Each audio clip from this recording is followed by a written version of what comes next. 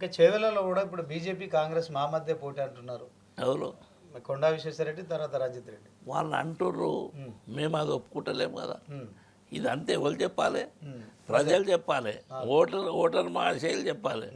Voter మహాశయులు బీఆర్ఎస్నే గెలిపిస్తాము, Kasani జ్ఞానేశ్వరనే గెలిపిస్తామంటారు. ఉమ్, రెడ్డి సామాజిక వర్గం చాలీగా ఉమ్, బీసీలకు అవకాశం ఇవ్వండి. ఉమ్, అన్ని కుల సంఘాలు అవన్నీ పెద్ద ఎత్తున తిరుగుతున్నటువంటి సందర్భం ఉమ్, కనుక ఆ ఇద్దరు ఓడిపోతున్నారని వాళ్ళకి తెలుసు.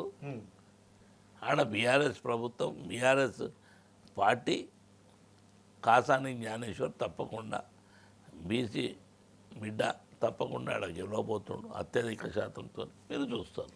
ఓకే. చేవెళ్ళ ఎంపీగా బీఆర్ఎస్ పార్టీకి సంబంధించి చేవెళ్ళ కోసం కాసాని జ్ఞానేశ్వర్ ముదిరాజు ఏం చేయబోతుంది? నేను గతంలో అక్కడ జిల్లా పరిషత్ చైర్మన్గా చేసిన 5 సంవత్సరాలు ఏ గ్రామంలో ఏం కావాలనో ఏ అవసరాలు ఉన్నాయో నాకు తెలుసు. ఉమ్, అదేవిధంగా పార్లమెంట్లో మన ప్రాంతం రావాల్సినటువంటి ఇష్యూల మీద తప్పకుండా గలమెత్తాం, డిస్కస్ చేస్తాం. అదేవిధంగా మెట్రో లైన్ కానీ, అదేవిధంగా 6 లైన్ రోడ్స్ కానీ, అదేవిధంగా అలాంటి చాలా వరకు అవసరం ఉన్నటువంటి ఆ ప్రాంతం, ప్రతి ప్రాంతంలో ఒక్కొక్క ఇష్యూ సెంట్రల్ గవర్నమెంట్తో ముడిపెట్టినట్టు అవి ఉన్నాయి. అవన్నీ కూడా తప్పకుండా చేస్తామని మాట ఇచ్చినాం. అందుగురించే నా పాంప్లెంట్లో కూడా క్లియర్గా ఇచ్చి పంచుతున్నాం. ఎక్కడైతే మీకు అవసరం ఉన్నటువంటి ఇష్యూల మీద గెలవగానే సపోర్ట్ దాకా ఇంట్లో పండుకునే పరిస్థితి మాది కాదు. మేము గతంలో పని చేసినాం. మా పనిని చూసి మళ్ళొకసారి మాకు ఛాన్స్ ఇవ్వండి, మీ సేవ చేసుకునే భాగ్యం కల్పించమని అడగడం జరుగుతుంది. ఎందుకంటే రంజిత్ రెడ్డి కానీ, కొండ విశ్వేశ్వరరెడ్డి కానీ వాళ్ళు కూడా ఇక్కడనే గెలుచున్నారు 5 సంవత్సరాలు. వాళ్ళు చేసిన పని, వాళ్ళ పని మా పనికి మీ కళ్ళ ముంగటనే ఉంది. దాన్ని బట్టి ఒకటి మనం చెప్పడం. ఓకే సార్, గతంలో మీరు టీడీపీ అధ్యక్షులుగా ఉన్నారు. సో ఇప్పుడు బీఆర్ఎస్ పార్టీకి సంబంధించి ఎంపీగా పోటీ చేస్తున్నారు. సో ఈ విషయంలో ప్రజలు అంటే టీడీపీకి సంబంధించిన ఓటర్లు ఇంకా తెలంగాణలో చాలామంది అభిమానులు ఉన్నారు. వాళ్ళంతా మీతోనే ఉన్నారనుకో. 100 వాళ్ళు ఉన్నారు, సందేహమే లేదు. తప్పకుండా ఉన్నారు, తప్పకుండా ఓటేస్తారు, తప్పకుండా గెలిపిస్తారు.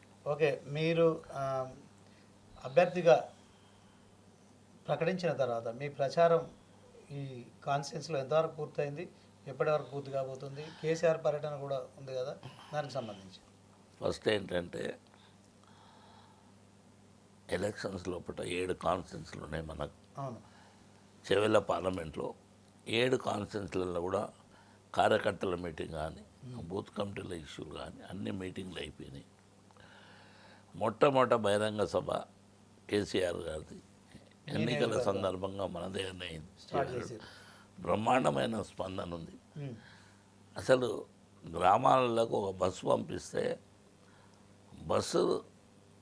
బస్సులు సరిపోక నెత్త బాదుకున్నటువంటి సందర్భాలు, బస్సు లేకున్నా కానీ వచ్చినటువంటి సందర్భాలు చాలా వరకు. అందుకుంటే మేము ఊహించలేదంట.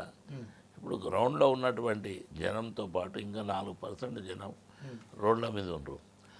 బస్సులకు వెళ్ళి పోలీసు వాళ్ళు కిందికే దిగనియలే, జనం పడతలేరు అని వాపసు పంపించినటువంటి సందర్భం. అందుకొచ్చే ప్రజలలో చాలా కసి ఉంది. కేసీఆర్ గారిని మనం ఒడగొట్టినాం. ఈ తప్పుడు వాగ్దానాలు, తప్పుడు ఇలా యొక్క సోంచు కనుక కాంగ్రెస్ చెప్పింది ఒక్కటి కూడా నెరవేర్చలేదు. ఎప్పుడెప్పుడా మళ్ళా బీఆర్ఎస్కి ఓటేసి, కారు గుర్తుపై ఓటేసి కేసీఆర్ గారిని బలపరచాలి, ఇక్కడున్న ఆయన నిలబెట్టినటువంటి కాసాని జ్ఞానేశ్వరం కూడా గెలిపియాలన్న తపనతో తప్పకుండా జనము కసితో ఉన్నప్పుడే అలాంటి మీటింగులు సక్సెస్ అవుతాయి. బ్రహ్మాండమైన మీటింగ్. నేనేమంటున్నా అంటే మీటింగ్ మనం కూడా చాలా చూసినాం. జనం కసితో వచ్చే మీటింగ్లలో ఇది ఒకటి. అంటే 13 ఏళ్ళు ఉద్యమ నాయకుడిగా కేసీఆర్, అలాగే 10 సంవత్సరాల ముఖ్యమంత్రిగా ఒక తిరుగులేని నాయకుడిగా తెలంగాణ ఏదైతే ప్రత్యేక రాష్ట్రంలో ఆయనదంటూ ఒక ప్రత్యేకమైన స్థానం. దాంట్లో ఇప్పుడు ప్రతిపక్ష నేతగా ఉన్నప్పుడు చరిష్మా తగ్గిందా జనాల్లో? అట్లాగే ఉందంట. వ్యక్తిత్వం ఎప్పుడు తగ్గదండి. నిరంతరం పోరాటంలో ఉన్న వ్యక్తి కేసీఆర్ గారు, నిరంతరం. కనుక ఏమి తగ్గలే. సరే, ఆయన పెద్ద మనిషి, కొద్దిగా కాలు ఇరిగింది, కొన్ని రోజులు కట్టబట్టుకొని నడుస్తుంది కానీ మాటల్లో కానీ ఆయన ఆలోచన విధానంలో కానీ ఆయన కలిసినటువంటి వ్యక్తులండి కొన్ని వేల మంది సార్ మీరు ఓడిపోతారని తెలియదు. అక్కడ లోకల్ ఇష్యూల మీద మేము ఇట్లా వేసినాం, వీడు ఇంత ఇస్తా అంత ఇస్తా అంటే చూద్దాం అనుకున్నాం, మీరు ఓడిపోతారని అనుకోలేదు. ఇట్లా చెప్తున్నాను కనుక కేసీఆర్ చరిత్ర కంపల్సరీ అట్లనే ఉంది. తప్పకుండా ఈసారి పార్లమెంట్ సీట్లు చాలా అత్యధికం రాబోతున్నాయి కనుక మనం సంఖ్య చెప్పే వ్యవస్థ అవసరం లేదు. గతంలో 10 సంవత్సరాలు చేసినటువంటి ఆయన పనులే బీఆర్ఎస్ను గెలిపించబోతుంది. అదేవిధంగా అందరు క్యాండిడేట్లకు కూడా బాగా ఇచ్చిండ్రు. మీరు ఈసారి చూస్తే 17 సీట్లలో 6 సీట్లు బీసీలకు ఇచ్చారు, ఏ పార్టీ కూడా ఇవ్వలేదు. కనుక నేనేమన్నా మంచి శుభపరిణామం. తప్పకుండా బీసీలతో పాటు అణగారిన కులాలు సబ్బండ వర్గాలు బీఆర్ఎస్ పార్టీ వెంబడి ఉన్నారు. తప్పకుండా బీఆర్ఎస్ క్యాండిడేట్ని గెలిపిస్తారు. చేవెళ్ళగడ్డ మీద కాసాని జ్ఞానేశ్వర్ అత్యధిక మెజార్టీతో గెలవబోతున్నారు.